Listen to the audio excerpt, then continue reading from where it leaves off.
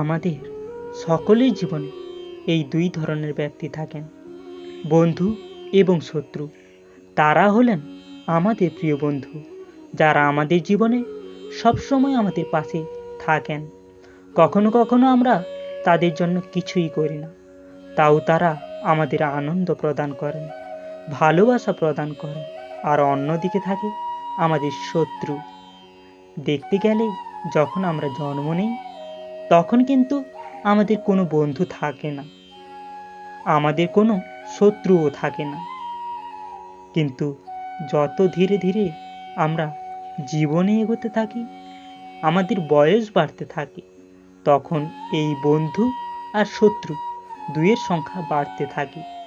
সেই সব কিছু নির্ভর করছে আমাদের কথার ওপর, আমাদের ব্যবহারের ওপর।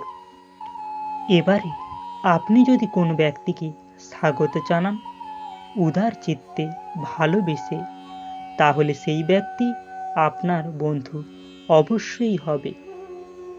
কিন্তু যদি আপনি নিজের হাতে কাউকে সামনে অগ্রসর হতে বাধা দেন, বিনা কারণ তার সাথে খারাপ ব্যবহার করেন, তাহলে তার মনে শত্রু, তার বোধ অবশ্যই জেগে উঠবে।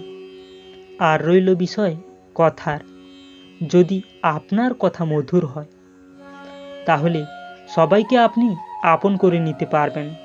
এই কথাই যদি কটু হয় তাহলে আপনার আপনজনেরাও দূরে চলে যাবে। তাই নিজের কথার উপর সংযম রাখুন এবং নিজের আচরণ উদার করে তুলুন। জীবনে সুখ থাকবে। আসুন আমার সাথে ভালোবেসে বলুন, রাধা রাধা।